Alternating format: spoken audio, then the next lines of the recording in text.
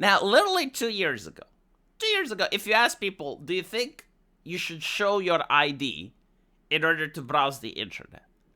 And people would be horrified. It's like, what? We move into China now? Is this China? Is it China? No, we're in the West. Like here in the West, of course, we champion human rights and we champion freedoms. This is why I generally don't want healthcare to become a human right, because what I see is a lot of people like to piss on human rights. Like, why would they want to piss on healthcare? But all jokes aside, though, especially in 2020, right? Like, if you suggested, wouldn't it be nice if everyone used their ID to log on the internet? Everyone would be like, no, it would not be nice. No. But for some reason, everyone now is like, yes, championing. We're championing. Like, you need to scan your face. Dox yourself, you fucking bigot. Want to go online? Want to watch some Asmongold? Want to comment? Dox yourself. Dox yourself to protect the children of the people in the UK. I'm not kidding. Like, that's how a British politician actually said. It's like, to protect the children of UK. I'm a Romanian. Why do I care about your kids?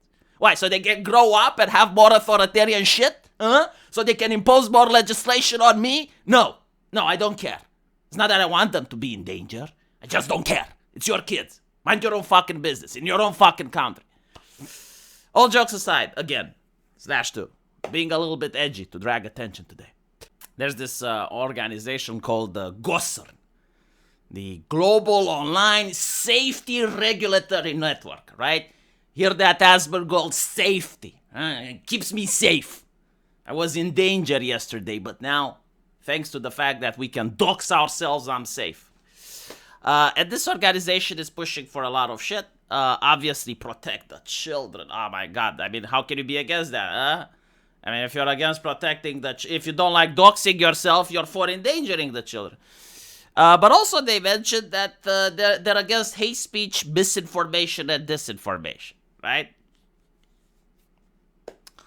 And so this organization is made by certain, is being represented by certain large nations like Australia, the United Kingdom, France, many others. And their representatives isn't the government. It's unaccountable, bureaucratic entities. Staffed by activists, staffed by people that belong in a mental asylum, staffed by people that do not understand the internet at all. They have like no background in coding. They have no background in web designing. They have no background in jack shit. But these are the people at these organizations, right? Apparently, like Collective Shout may also be involved in the Australian. They call it the E-Safety Commissioner. The Commissar, the E-Safety Commissar. And one of the things that they're pushing for is exactly this, right? Like doxing yourself. And so I'm looking at the people that should be against pushing this. Because it's not in our interest. Like, what interest do I have to dox myself? Like, I'm a responsible parent. I understand that parental controls are a thing. I understand that in 2025, I have access to so much spyware and programs that if I want to buy a phone to my kid, there is absolutely nothing he can do without my knowledge. I can literally be like an eldritch god in his life, knowing everything he does at all time. So I don't need the e-safety commissioner because I have more knowledge about technology than the e-safety commissioner does. And I also have no interest in doxing myself, right? Or my child to dox themselves, for that matter, when they become 18. So no, like there is absolutely no positive benefit for me to dox myself online. And so I see Asmongold here saying that the internet real ID, right? So now we moved away from the children. Now we're already in the next stage of the conspiracy. Like, what if we all have internet IDs? So in America, right, you don't need an ID to vote, but you do need an ID to shitpost on social media. Denying it may feel good, but it is a lie and you know it. What isn't inevitable is private companies having access to our public records. The best solution is a government authentication token that only verifies info. So basically what Asmongold is doing here is called demoralizing. He's demoralizing people even before the battle has begun. Now, I'm not saying he's mean-spirited or has ill intentions. I get what he's doing. He's basically giving ground, right? But I'm like Stalin, not one fucking step back. Hell, I like put the MG42s behind the fucking friendly lines And whenever someone tries to retreat, you not one step back, comrade. Not one step back, Tovarish. This is not a good look. Because here's the thing. In politics, nothing is inevitable. Okay? And while it does seem inevitable, and while the legislation may even be placed, simply by having a culture where this thing is viewed as the most disgusting shit that the governments are doing, eventually can get it repealed. May take 5 years, may take 10. But people need to understand why having an internet ID is a bad idea. If you just say, no, you know what, it's fine, it's inevitable, it has to happen. Why? Is it like a force of God? Like a force of fucking nature? Like, if you think it's inevitable, then shut the fuck up, right? Just let people at least try, at least attempt, at least be defeated with fucking valor and honor. Seriously though, like think about it. If you don't have like the moral principle, and you aren't being able to say why it's a bad idea, then simply sitting around constantly is how they win in the long term. Most of the reasons why the internet is the way it is now, and we have like trust and safety everywhere, and all the video games are shit, is because people kept seeding ground over the course of decades, right? So they take this now, and then they take a little bit more, right? Like so basically they will say, oh yeah, sure, you know, like we don't want private companies having access to public records. Yeah, sure, let's do it some other way. And then after 10 years, they tinker with that some other way so that it's still back to the way it should be. You know, why are you giving ground without a battle? Why are you saying that there is a demand for real ID when the demand is clearly artificial? Like, have you seen people in the streets protesting, demanding internet real ID? Have you seen like a lot of conversations at the water cooler where people were like, yeah, you know what would be great? If I have to dox myself everywhere I go. Obviously, you know, there is a demand to keep kids safe, but there are so many other ways to do it. Why are we already accepting that this is the only way to keep kids safe? When, like, parental control devices exist, educating parents exist, you know, simply passing a law that bans kids from the internet, and then if you see a kid with a smartphone on the street, you can immediately phone the parent and ask what the fuck is going on. There are, like, so many other possibilities that you can go through, like this. Forcing people to dox themselves, forcing people to use a digital ID. Do you know why it's bad to use a digital ID? What if it gets banned? You know, what if I watch Asmongold, and in the comment section of one of his videos, I agree with the take that's illegal in Europe? Like, for instance, Asmongold's take on immigration, right? I agree with it. You know what, fuck it. Sounds like a base guy. And then my digital ID gets banned, and then I can't make a single new account. Right? Like, if I go on Twitter and I try using my digital ID, it's flagged. I can't make a new account. If I go on YouTube, I can't make a new account. Do you not see what the problem with this is? Can we not have these types of conversation except, like, demoralizing people and saying, oh, this is inevitable? Elon Musk steps in and says government is much worse than any corporation, or you don't understand government. Government is simply the most powerful corporation and with a monopoly on violence. Zach says, I'd be fine with a third-party authentication token as well. Yeah, but like, I get what you're saying, right? Like having third-party. Alright. What happens if the government simply demands that the third party hands over the data? Or that the third party bans certain ID? Or that the third party does certain things? What's to stop them? Like, they went this far, why can't they go a little bit further? And so, yeah, I would say that it's big Zach L.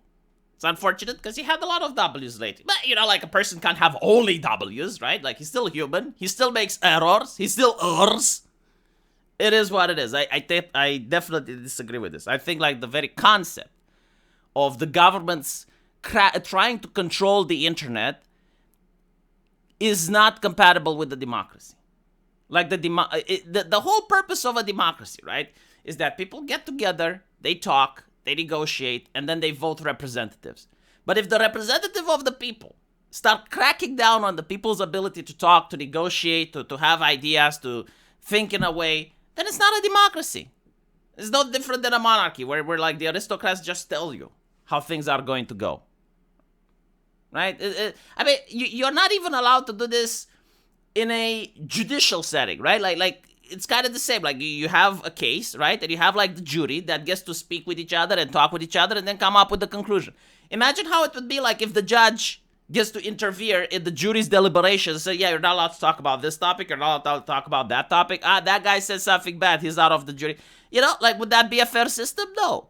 Of course not. Like, it's transparent. But, like, for some reason, when we're applying it to the masses, and we're talking about billions of people across the internet, well, all of a sudden, that is now a good system. And not to mention, right, various nations have various cultures. The culture of Australia is from Australia. The culture of Poland is from Poland. Why should Australians get to pressure public platforms that would then crack down on how people from Poland speak and what they talk and what they say? How is that fair? Why should we support it at the end of the day? You know, because that's the thing. It's not about fairness or whatever. It's about like supporting it. Why would I want to support that? Why would I even want to give them grounds on that? If they impose it, fine, but I still don't agree, and I will still talk about it. And as we saw, like, these measures can be pushed back, like we saw during the pandemic, for instance, or a lot of the shit that you can't say now on the internet you couldn't say back in the day. Like a lot of jokes, memes, and stuff, right? Like back in the day, you'd get banned. Now you can say them. Misgendering, for instance, right? Like I never agreed that misgendering should be a bannable offense. And I kept saying that. It's like, no, this is not okay. You know, Tim Pool said it as well. Just because it was inevitable that at some point misgendering would get banned due to how culture worked, doesn't mean that it had to stay there forever. So this is the problem with what Asmongold is doing, right? Like, choosing to destroy the culture that would make this shit go away in the future. And I do think it will go away in the future. I think it's absolutely ridiculous. If you apply it to one nation, like you apply this mentality to Australia, okay, fine. You know, people that are used to authoritarian, it can work. If you apply it to Eastern Europe, people rebel. And so what's going to happen, and this is my prediction, is that you're going to have like various countries that make their own acts. You know, like the Online Safety Act from Britain, the Online Safety Act from France, the Online Safety Act from Australia, the Online Safety Act from the US, until one company fucks up. And when one company fucks up, they will have to pay fine to Australia, they will have to pay fine to the UK, they will have to pay fine to the US, they will have to pay fine to all of these regulatory bodies. And then the company is going to realize, well, hold on a little bit, this is crippling us. And every other nation is going to see it, and every other company is going to see it, and they will be, you know what? We just can't do business with Australia anymore. I mean, sure, you know, like, we can comply, but this is ridiculous. Okay, how many people does Australia have, and how many, what is the chance of getting fined from them? Right? Okay, well, region block Australia, region block UK, region block this, and region block that. And all of a sudden, you know, like, the system itself, like, the people from those countries will be like, holy shit, like, what's going on? Imagine, like, waking up and not being able to access Twitter. And they will be like, okay, well, who's the politicians that did this, and how do we unfuck the internet? That's how you get to these conversations. And by the way, one more thing that I'm going to say in a lot of my videos over and over. How much money did we pay so that Internet Real ID doesn't become a thing? Right? Like, how much percentage of our income did we spend in order to protect our liberties? Because that's the only way that the conversation can go from now on. Like, I'm sorry, but it is true, right? Like, when it comes to freedom and liberty, every single politician is interested in it. Whether it's to restrict it or to increase it. There are people willing to pay money so that your freedoms get taken away.